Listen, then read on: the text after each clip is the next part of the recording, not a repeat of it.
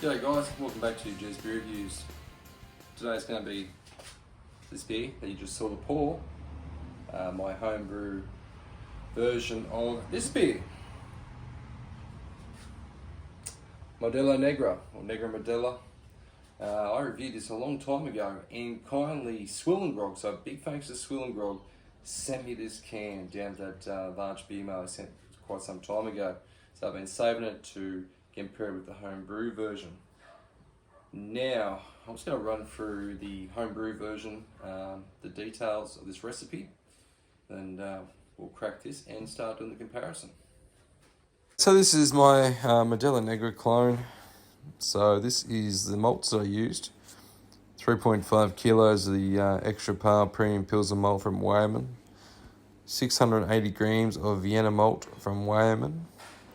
346 grams of Joe White Vienna malt. 170 grams of dark crystal, the Barrett Burston. 110 grams of Cara Red from Weyermann. And 60 grams of Simpson's chocolate malt. Alright, so the this is the actually brew father too.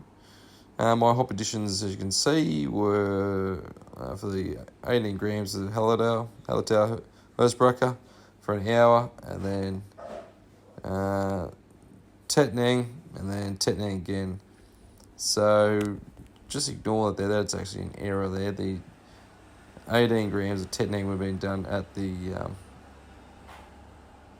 It would have been done closer to the end.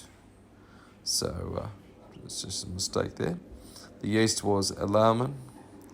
And I did ferment this around 12 degrees and then moved into a keg and aged it for 4 months.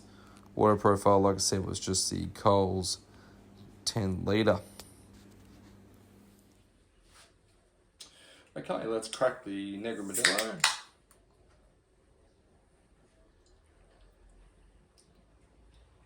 So, like I said, big thanks to SwillinGrog for this. Once upon a time, you could buy this at Dan Murphy's at a pretty good price. That's going back about 10 years ago. Okay, so there we have it. Yeah, beautiful appearance, Negra Modelo. Absolutely beautiful. I do like the Especial. I think it's pretty tasty. I do enjoy it. So, okay, so the real deal, Dinky Dye, it's got that, dark amber appearance. It's, I don't know if it's on a Munich, supposedly something like a Munich Dunkel, a dark lager, but to me, it's a really dark amber. And it's got a bit of off-white head there, and not sure if it'll last. The aroma.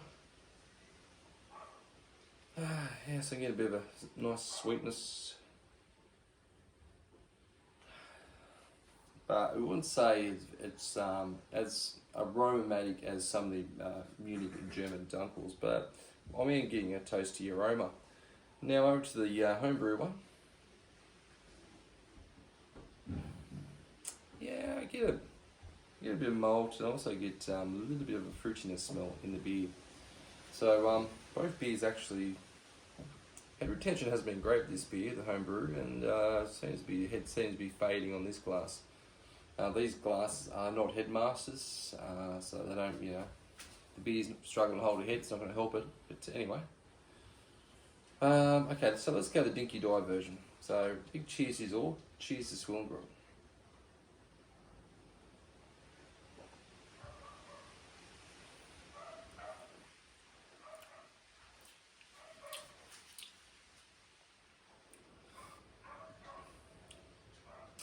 Yeah, it has that nice bit of sweetness in the beer.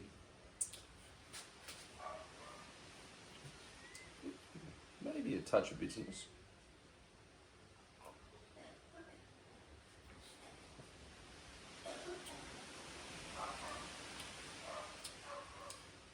Also, some caramel there as well.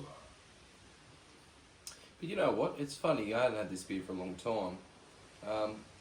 in my younger days, trying different beers. I remember this beer being really flavoursome. Now trying it now, it's definitely on the lighter side on the flavour. It's not as rich as you think it is by colour, but it is certainly a hugely sessionable beer, very sessionable. That is quite a nice, probably a good autumn beer, to be honest. Autumn, even winter. Righto, let's try the home brew version. Cheers, you all.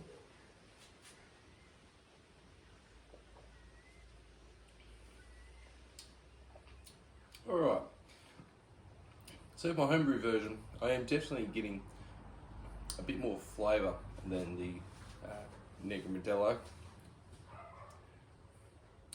It has a sweetness, as you can see, the malts that I used has a somewhat caramel sweetness to the beer. It also has a little bit of fruitiness. I'm not sure that's from the hops or that's the yeast character. I did use, as you'd see, the diamond yeast. And this beer was lagered for at least 4 months in the keg. It sat in the keg for 4 months, so I was just waiting for the right time to try it.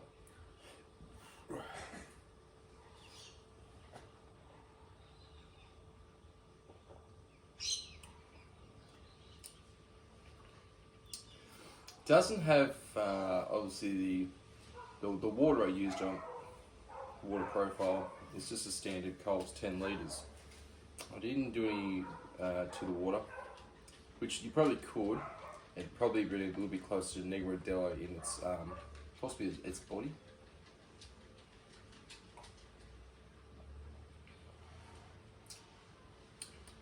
The body on that is definitely on the lighter side. This is more leaning towards more to the medium than the light. This is more from the medium, it's on the light side of medium. Very smashable. There's probably a way, it probably needs to be paired with a delicious Mexican dish like burritos, fajitas, nachos, tacos, I say burritos. So very smashable. Negra Modelo. It's, like I say, it's not as robust as I remember because when it's all new to you, you try different beers and then you go up the scale of more richer beers and more flavour, but still hits the spot after a day's work, that's for sure.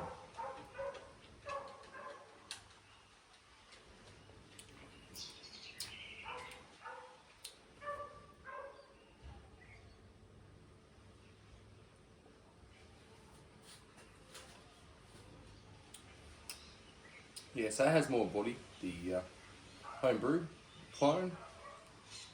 So anyway, let's round this up. I think if I was to make this again, I'd probably chuck an adjunct. I'd probably go corn to lighten it, just to lighten that body a little bit. I'm not sure if Negra does or malt. I'm not sure, to be honest, but quite possibly is. Quite possibly isn't. Then I'd probably change a few different malts. It's a solid beer, the homebrew version. If I was to make it again, it would be different. And possibly use a different yeast. There's new yeast coming out from Lellerman's. It is the Nova Lager.